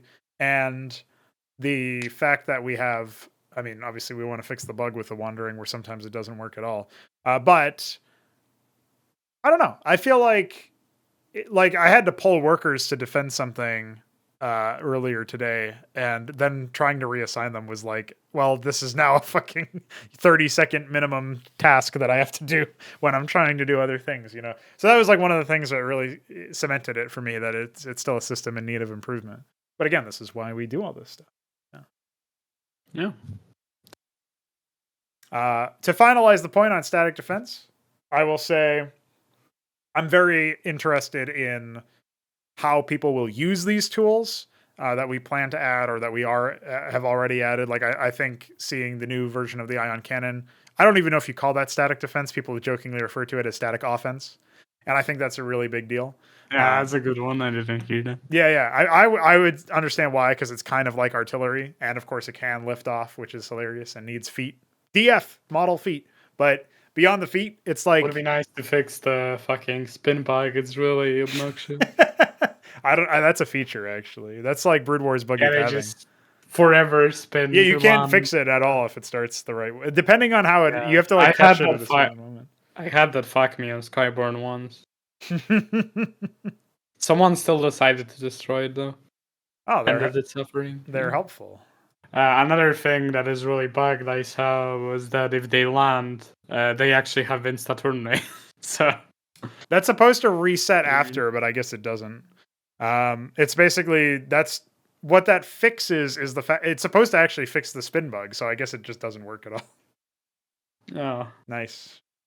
Yeah, I think I might be able to fix a spin bug by making it accelerate instantly. I can't remember. I'll have to fuck around with that after this. But regardless of the bugs, you set the bugs aside. You always have to set the bugs aside in Brood War and just think about the concepts. And especially that's what this question is about. It's like I think CMBW mostly gets it right with the static defense in that they have very specialized, with the exception of the Sentinel, which seems kind of all-rounder now that it's been fixed to be more precise. And of course, at some point, we will probably be changing it as a result because now we go through phases where we somehow like fix some underlying issue and that like changes a unit's combat capabilities. And now you actually are interacting with the entire unit. So you have to like change part of the concept because what you originally thought was the unit was not the full unit. You know what I mean? So that's basically what we have to deal with the Sentinel now. So like barring that, like conceptually, they all do pretty good things, right? Like the Watchdog is obviously only anti-air. You got the anti-air and anti-surface defenses for the Zerg, and they mutate into specialized ones. Obviously, being able to mutate into different kinds of ones would be kind of neat. Like the Scorchrith is like crowd control, but maybe you could have like a very single, like a long range single target one or something. That would be kind of neat. Then you might have like a similar thing where like you got the bounce from the Speartooth, but maybe you want something that's more capable of dealing with like capital craft or whatever, or what there's all sorts of different options that you could think about. Like, do you want that to be linear upgrade where it goes from Scorchrith to the next thing, or do you want to go from Circuith to that next thing, or you choose the Scorchrith, like kind of a binary or a one or the other thing, right? So there's a couple of different options. Zerg building regression is such a simple mechanic, but so deep. And of course, pretty cool. We also need to do a bunch of other stuff too. I mean, we need to add that to units. So yeah, I don't know about that one. Regress into larva on creep, Veeq. Holy shit! Holy shit! That's an amazing idea. They will actually regress back into larva on creep. That's now your fucking... and buildings regress to draw lives. No, because they're buildings, and buildings are different than units. Noob. No, Noob alert. Fucking noob. No, I think the static defense thing is in the right direction in CMBW. I don't see much of a reason to change from that, other than adding way more options. But again, we have to keep in mind other things too. Like, is it sensible to a fight? If it's not interactive because there's so many different options you can specialize your base in, then we're gonna have to go back to the drawing board on that. But as of right now, we don't see any reason to worry, right? Yeah, I think we just need to expand on what we've been doing in the future games, and also just iterate, see like what the flaws are and stuff. So yeah. And there you go. Any other words on this subject before we move on to Myrian's question, Chad? I just go to Myrian's. I think we covered this one pretty fully. Yes. Well, there you go. Keyan got his money's worth, I hope. Now, Myrian asks what the No Frauds Club's methods for characterizing races through gameplay are going to be. And so, obviously, we talked a lot about like making Terran more Terran by adding more liftoff things. We talked a lot about... We actually referenced this question earlier in the show, talking about how the race feels more like itself if it can do all of these things, and that sets it apart meaningfully from the other races in some really fundamental way. And why, hide that behind like, don't ever expand here with the command center without dropping a worker, stealthy shit like that. Yeah. Do you have any immediate thoughts on how we've already started to do this, or what you want to do differently and to a greater degree? I almost feel like maybe the answer to this question is going to be similar to Keyan's, where we're going to expand on what we've already been doing. Yeah. But feel free to jump in. That actually reminds me of the thing that I forgot to cover with depth versus complexity is actually the idea of like polarizing stuff, where you polarize it towards a thing. So that way, like, let's say you have something that like specializes at two things. If you could instead polarize it to only specialize in one thing, but very well, that actually makes it like less complicated and more clear, but also it like reinforces the identity. So I feel like that polarization being applied to like how the races work and like really thoughtfully applying what the identity of the race is for the units, and also like having like good synergies between the tools that the race uses uh, is like the way to go, and it's basically what we've been doing. And yeah, like you said, we would want to expand and iterate on it. So yeah, I do think you have to be somewhat careful about the polarization thing because obviously, if you want to get technical, a unit dealing 30 extra damage to another unit is polarized or to an armor class type or whatever. But if you don't have those systems in your game, then it's much more about like, here's some simple rules and simple stats that govern all of these interactions. Here are the stats that this one unit has, or here's this one behavior that makes it uniquely good at this one role. Like, I guess to steelman your case fully, you would say polarized towards roles as opposed to like more towards specific things. an identity and stuff. Yeah, I mean, I'm just trying to be explicit because, like, the immortal being having an identity of just moving everything that's armored is technically an identity, but it's not a positive one. And it's also not its only role technically because its stats tell way more of a story than just that, because like it has a certain range, it has a certain cooldown, it has a center damage, so. That's actually just complexity added on top of the identity, I would say. But I would just say that like a good rule of thumb would be polarizing the identity using like first class stats. So like be damage, health, or like armor and armor pen if your game has that, and evaluated that it wants to have that. And then also like passives that like express the identity or abilities, and like really focus on like this like some simple concept that like makes the unit what it is and strengthens the identity of the unit itself and also the race. Right. Well, I think I would say all of these work really well together because when you have a really concrete understanding of what a race is in terms of like what they represent thematically, maybe what their role is in the story, if you're making a game like that really is like that. I mean, you can extrapolate this out to factions in an FPS game, or there's so many different cases where you could like explain like, oh, by and large members of this faction may have some of these traits and stuff like that is obviously really good for general characterization. You want to avoid the trope of like the planet of hats, the planet of silly hats, I think it's called. You can find that on, I think it's Trope Talk, the show. Basically, the idea is like, oh, this entire race of people is just characterized by all having funny hats. Isn't that so like interesting? Because they are all like that, when it's like obviously the opposite, right? Sometimes this will happen in like I think it's Doctor Who has some examples where like here's a race that's entirely made up of assassins. Like, really? Like, no, that's just like a thing that one species might be like well suited to, but surely that's not their entire like structure or whatever, right? So anyway, I don't watch the show, so I could have gotten some of those details wrong, but the core idea is like you want to avoid it being too determined by like too restrictive or too like everybody polarized to the same thing, to use Veeq's terminology, right? It's like you don't want that, obviously, because if everybody is really good at this one thing because of this racial trait, then it's not very interesting, right? It's just like, okay, I guess this is how this is going to be.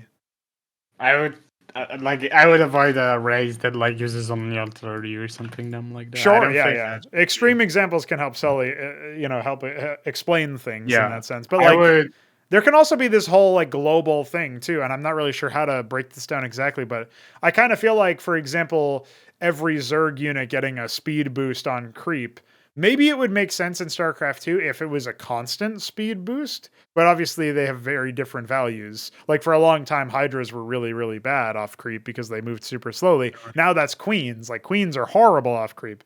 Not only that, but they have to be on creep to use the transfuse ability, which is such a meme. But that's separate. For a while, Hydra's upgrade for speed was only upgrading their speed off creep, which was Maybe. really I'm not even fun. sure if that, like, even if that is, or whether that is or isn't true, it, like, there is a problem, right?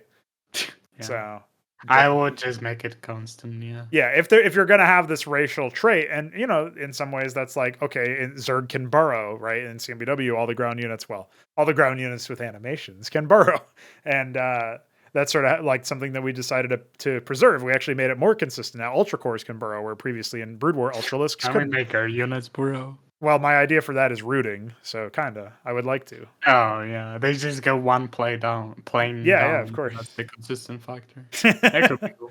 I think it would work though. I mean, while rooted, they would probably regenerate faster, right? Than like the same way that the ground units regenerate faster while burrowed in CMBW. So that's sort of just get fried by Ahmed. Yeah, dude. Finally, Ahmed can kill mutas. Thank God. My counter to Nether. We just need to implement this thing, obviously, where Ahmed put in a flying bunker can actually attack. That's mandatory addition. Silly. I mostly think about like, for racial thematics, it's like, so one of the races in our upcoming game, our first game, is kind of characterized by being like, they all have really strong like they have this individuality kick. Like the individual is really powerful. It's kind of like downstream of Western, precepts, as like the individual is capable of so many great things, and as a result should be respected and should like strive to actualize greatness. And you can kind of feel that in the way that they are presented, but they're also like the fact that they are synergistic with each other means that they're more than the sum of their parts at the same time. So we want to encapsulate both of those things. Whereas like another one of the races will be much more swarmy and maybe collectivist or something similar to Zerg, but like they're not going to be alien creatures from the fourth dimension or whatever the fuck is Zerg. They're not from another dimension. But they're not going to be like, genetically engineered aliens to the same degree. Like there might be some play around with that, but they're not going to be insectoid or animalistic or whatever. And so, there's that component to them. I feel like Good.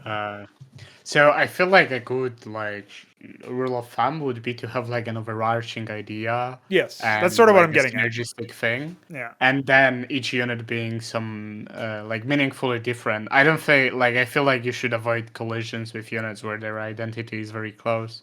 I think that's a negative. I mean, between like many tiers, maybe that makes sense, but I find that a negative when there are two units that essentially do the same thing. So yeah, well, they can be polarized towards the same role, but if they achieve the results in a different way, then I think it can still be valuable. Like the Zealot versus the Legionnaire, where the Zealot is like much more durable but slower and doesn't have the mobility, the combat mobility that the Legionnaire does with the teleport. I was pulling off some sick tricks versus Mesk with Legionnaires earlier yesterday. It was pretty good. I was like dodging fucking circuit colony shots. I actually haven't made my mind about Legionnaires. They're very definitely interesting, but I'm always sort of like confused what is like the best situation to use them. But it feels like after it's funny, but after the fucking sprite was changed, it like completely changed the unit, like the feeling of the unit. Yeah. And then also you made it have more health, so it's definitely interesting to see it being used more. And it's definitely like meaningfully different from Zealot, but yeah, I'm not sure. It's something to observe from. Well, even if they might be undertuned or their use case is not good because of some statistical imbalance. The point is that their conceptual roles overlap, but they achieve those roles. They fulfill those roles in different ways, right? That's sort of what I was getting at. But they're both about like Zealot is like slow and sturdy, and the Legionnaire is like, I will fucking stick to you, and you will die. And fast, like their combat disruption in some way because of the pathing blocks that they will instantiate by clumping up and sticking to the units. Really good chase potential, but they're more durable. They're more brittle, and obviously rely a little bit more on backup as a result. But they're more spammable, cheaper in terms of time and mineral cost, right? So there's like a lot of actually some depth between both Zealot and Legionnaire with Hierophants. That's actually a really cool interaction where the Hierophant will allow the melee units to catch up, and That might actually be. I feel like it's a bit better with zealots because zealots are very powerful and don't have this mobility, so it's probably even more powerful It's with super them. powerful with zealots, yeah, because they dish out way more damage than a legionnaire does. But they don't have Yeah, they have and to like they're also actually catch more them. sturdy. Yeah, They're they can more. last a lot longer. Yeah, so Yeah. So that's actually like an example.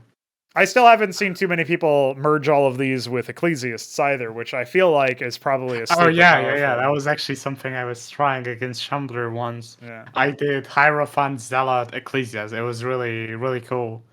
Although then I raged because I lost against his army, and then I went Parghest, and he raged then because it was really powerful. Yeah. So Classic. Just an endless like back and forth of rage. Who can rage harder before the Rage game's over? Monarchy Brood War. Yeah, pretty much. So there you go. I mean, I do think that you know, I'm maybe searching for a more concrete example. I guess to follow up my point about our first game, how the one of the races is going to be this like more than the sum of their parts kind of deal. It's kind of like a simple way of explaining it is exactly what we were talking about with like abilities that can be overcomplicated, but if you just simplify them and then have the synergy, like have them be useful individually, but their synergies when combined are kind of like self-revealing and you sort of intuit them as a player, that can be really good. Like that can be all you need. And I feel like that build expectancy, right? right. So if this is going to be the like maybe the starting race, like we're pretty sure this is going to be the tutorial race as well, and so or like you know there's probably not going to, I don't know what the tutorial is actually going to look like just yet. I know that the introductory mission to the campaign is going to be our tried and true concept at this point of you with an AI ally sort of doing their thing and stuff. So, but I think, you know, we have a pretty good idea of like what an actual bona fide tutorial would be. And both of them would be this race being who you control. And in the, you know, you're probably fighting this race as well to make it as simple as possible for the information burden. And then anyway, the point is you'll learn through that interaction and through the interactions of doing that like okay, I mean it's even with how they access new tech anyway. They have to build the initial production structure and then they have to build these sort of augmentary structures that allow for parallel production queues and do all this other stuff, right? And it's like, yeah, you need all of these parts to create something more like I don't know, it's almost like an allegory for the RTS, right? It's like I need a composition of many things in order to accomplish what these units could never do on their own, right? And it sounds simple when you break it down that way, but having the race really reaffirm that through their even the way that their production is built together, and even the way that their tech is put together, and obviously as a result also their units. It's like really hitting home this lesson of like this is what the game is about, and the other races do it in their own way. They have their own take on it and obviously their own defining characteristic, but really like maximizing on this with again without having super overlapped stuff that isn't meaningfully distinct, like unlike the Legionnaire Zealot example, and also without having you know hard counters and stuff like that, right? It's like, no, you don't just build this thing to do this thing. It's like you use this combination of units against their combination of units, or you might have 2 or 3 different potential tools that could bail you out of trouble in a specific environment. But it's not because like there's a ton of overlap. It's because like maybe your playstyle really prefers one of these because of the way that they Might be it, and you might also anticipate some tech switch that maybe one tool would be better against it or something. So, yeah, that's definitely deep. I think, like you said, that aiming for like some, like something that is more than the sum of its parts. Yes, I think that's really accurate, and I actually think that like if you would look like at the second order consequences of all the depth and interactions, and if that's summarized really like tells a good story, like that is like essentially the identity of the race, like how the tools interact with each other, and like basically being deliberate about that, and like that's just very important to nail that depth correctly and have those like you have those distinct tools that have some overarching connecting ideas, have some mold between them basically, and together they just tell some kind of story about the race, right? Like Zerg are swarmy. That's like a super simple example. Zergs are swarmy, Terrans are like turtly or whatever. Yeah, immobile, right? when you actually observe it, it's way deeper than that. So aiming for that is really good. I think it's very desirable. I think that was a desirable answer to Myrian's desirable question. So hopefully he too is satisfied. And yeah, I guess that kind of wraps us up. Unless you had anything else final words to say on this subject, we can recap the latest I think I progress. finished my train of thought. So yeah, let's go. All right, conducting the next train of thought is you. What's up? Yeah, so our fraudulent engine got an update today. Yeah. Fraudulent reporting of the fraudulent no fraud engine for not fraud games. Yeah, so, I followed all of that. Yeah. So today I did some stuff, and undeniably I had some downtime, so I didn't do as much things recently. But today I was able to update Minimap to be more like Brood War, where it actually has a so previously the minimap would just be as big as the map, if that makes sense, but just in pixels. And currently I made it so it actually is always the same size, like in Brood War, and just the image inside of it is the thing that is scaled or whatever. It's like positioned at the center. It's like exactly like Brood War, if you think about it. And then another thing, I fixed some bugs. I fixed like a rally point bug. So there was a bug that if you train the unit or whatever, it would actually update your rally. So that was fixed. So you click train Maverick or something, and it updates your rally to your cursor. Which is really I see. good. Yeah. And then I fixed some selection bug, I think. Or maybe I also fixed some order bug, I believe. Anyways, the other thing that they did is like viewport rendering. So basically, what we used to do, we used to treat the viewport and the window as the same thing. So basically, what that would mean is if you resize the window, you actually get more game space. Like you would actually see more things on 4K monitor than on Full HD. Yep. And currently, I'm trying to circumvent that by having a dynamic viewport, which is actually always the height of the Full HD screen. That is currently in the works, and it's really pixelated and stuff, so it might not be the final thing. But the gist of it is that there've been like work done in the backend to allow that to happen, which will be useful, definitely. And yeah, it's something that I done. Yeah, so minimap scaling was correct, and I actually look at the Git history. Oh my god, you can look at the commit messages? Yeah.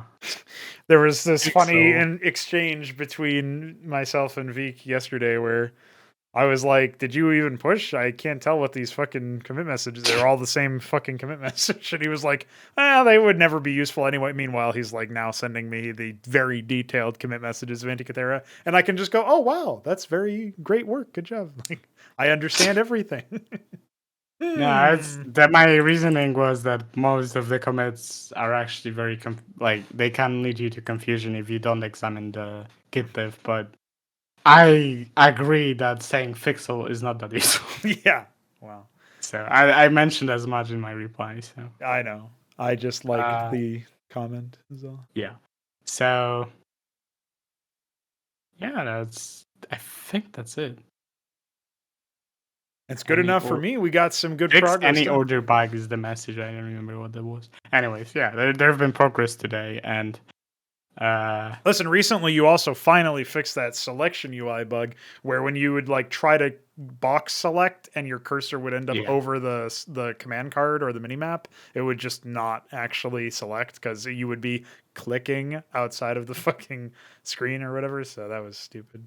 Glad that we also made a really neat map for our first game, but yes, I have. I think it's probably like 70% done or 80% done. I'm gonna work on it. I looked at it. It looks pretty cool. And actually, that is what inspired me to fix the minimap because it was really that map is really big, so it was really obnoxious to try to To actually try to play on it, yeah. Even view it was obnoxious. Oh, I see, Even in the to editor, just look at yeah. it. I was like, okay, let's just finish a thing Yeah. so I can actually have some progress because Well, there you go. And we also recorded Craziness today, so it's good that Yeah. you did that. Well, that's the other thing too, is I thought, what's the really big thing that holds us back? And we still got to do some more artwork. We still get like models and etc. We still got to get more terrain in. We obviously still need some AI features and some other stuff. But like, are we really going to get all that stuff done in a vacuum? And so let me just work on, actually making some maps that we will be able to use in the demo for the Indie Fun pitch, which, might take a little bit longer than we thought, as has already been established. But, we're making steady progress on it anyway. And the point is, like, if I just have this backlog or this catalog of potential maps, be they skirmish maps or actual, campaign/tutorial maps or whatever, like, hopefully that'll be enough to, like you said here, inspire you to get some other work done, even if it's something seemingly simple like this UI stuff. I think it's important for me to just keep working, even if I don't like end up working on like the important, like the big ticket items, yeah. The big scary stuff. It's still like the efforts I do, they compound over time, and it also might make the big scary thing easier. So it's like I already getting like I was planning like what I would do for the AI. I mean, we have AI currently. It's just not very good. Like some of the issues initially was like pathfinding was completely fucking it over. Currently, it's only fucking it over a bit. But yeah, an improvement. it is an improvement. It's definitely getting better, and I also conceptualize some like high level stuff. And then also when I do like refactoring of some like important things that are still like not correct, that's also helping. And there's actually that thing, there was like a video I posted in that oriented design on the server. It was actually Casey Muratori being interviewed by the Primogen, I'm pretty sure.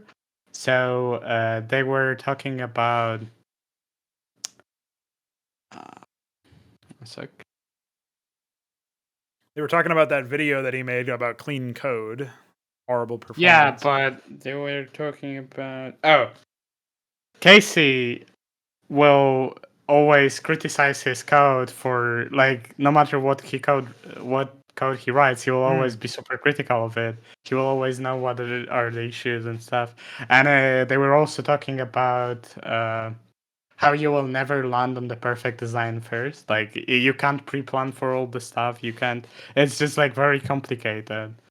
And it's actually when you're a good programmer, it's actually easier to write prototype code and actually try to predict everything. So it's very important to just stay consistent and be iterative, like try to actually get something working and stuff. So yeah, it's another musings of what we actually have said on the last episode, I'm pretty sure. So yeah, just like remembering that it's all a process, right? And that's something that I'm doing this like daily mapping thing that I'll talk a little bit more about when it's over and I can properly catalog all of my thoughts on the matter. But it's neat to see, like, here's just by doing this thing every day, like, okay, the map list grows and like, things happen, and it's good. It's good stuff, and it helps you put into perspective how much work is still left to do. But I don't know. I think we're on the right track. We're gonna get there one way or another, and we got big plans. We got obviously big ideas. That much is true just by looking at our website and stuff. And we do have some stuff going in our favor anyway. Like the fact that we have this prototype that we're working on that tries out all these wacky ideas and mostly succeeds with them is already a good indication that we're getting, like, the fact that we're getting people to download a 20 plus year old game and say, hey, this mod is tripping up my antivirus. Are you guys collecting Bitcoin or something? It's like, no, it's just code injection. That's how that works. It's because we have to mod it that way. I know it's really dumb. Like the fact that we have 50 plus players at this point who are not all super active, and a lot of them are going to be like co-op players or versus AI players or even single player players, but We have a decent amount of people who are doing, PvP stuff. We have this growing scene that we keep nurturing and adding more content for and all this other shit. Like, that's really good. That's really rewarding. And it also tells us that, like, considering all of these hoops people have to jump through, I think, just buying a game and downloading it is going to be a lot fucking easier to sell people on. So, I don't know. There's a lot of things to take heart in and to feel positive about. When we played Fraudulent recently, I invited my cousin, and it was like so complicated to actually make him install the game. It was a good reflection on what we still need to do for the launcher for it to be usable. I mean, it's already a big upgrade, but it's just huge. like we still have so many inconveniences that you have to do. You have to having roaming is probably unavoidable, but like having to install the game could be automated. Like having to. If we auto-install the game, then the rec fix could also be automated. Having the game auto-update when you launch it too, that would be great. Like there are things that we could do that would improve usability a lot. So just not having to follow this complicated guide would be great. Yes. It would improve the accessibility. There's a cost to complexity, V. You said it yourself. And it's true even in trying to install a mod. So that's it, I think. That's where we... there's no point in being skill testing when you're just trying to install the game or like... Now you gotta micromanage your operating system, bro. That's how you prove you're a real gamer. And, that's happening to me with Visual Studio. So. Fuck you, Visual Studio. Fuck you, Visual Studio. No truer words have ever been spoken. All right. You got anything else, or are we out of here on this final, not final, but this episode of Crow's Nest, this final word on Well, you wanted to talk about games you've played, so I would do that first. I was going to talk about the fact that I played a bit of Borderlands 3 and played a bit of Deus Ex Mankind Divided. But the spoiler is they're all terrible. They've got really overcomplicated progression mechanics, and they've got all the stupid stuff that I just don't want to interact with in a game. So like choice paralysis and a skill tree and all these things where it's like, I guess the solution is just to play the game a million times to figure out what I actually want to play. The way they are usually done is they like permanent and they also influence your later decision. But even if they aren't permanent, then it just becomes like a waste. It's like, okay, I guess I have to, like, I can change it at any time. What's the consequence, right? So there's like either no point to the decision or there's way too much like power gated behind it, which is a pretty good sign that it's maybe not an interesting system to begin with, right? Yeah, I mean, just having a system where you choose some trade-offs, some perks or whatever, that could be cool. But the way it's usually done is like you have skill points and you can eventually probably unlock everything. Mm-hmm. Maybe you need New Game Plus for that or whatever, but it's actually not about those trade-offs. It's about you just are gated from the functionalities. It's not like they are... It's like when you were playing Batman and you were just like taking everything. It was like stat boosts and stuff. It's like not interesting stuff. So I think skill trees have potential to them, but they've been never done well to my information. Like just even using name skill tree might not even be accurate from what I would be doing. Well, like even the nomenclature is making it very obvious that it's a stand-in for you actually getting better at the game. Oh, you're getting new skills? You mean like learning and getting better as a player? Oh no, you just mean you used points to unlock skills. No, that's not really how that works, bro. You used experience points to unlock skills. No, you get experience to master new skills. That's how it actually works. But no, you're playing a fucking silly RPG game that has 3% poison resistance on an item. So it's over, boys. Yeah, well, we'll hope that your turn-based game actually is like something I can finally fucking play for turn games, because, like I said, it's pretty bad with other games. It's misplaced complexity and also just too much of it, and it's not much depth. It's terrible. The April Fool's update just adds RNG. And with that on our minds, I think this episode of Crow's Nest has come to a close. Close Nest, actually. So, thanks, guys, for hanging out. And, of course, big shout-out to our coffee chads. If you want to become one, you know where to go. Coffee Q7. Coffee Q7. Just Crozinski remember, later. use random words, not Q7. That's how you make a meme. Oh yeah, add Q7. That is pretty true, actually. All right. See you later, Q7. See you later, Q7.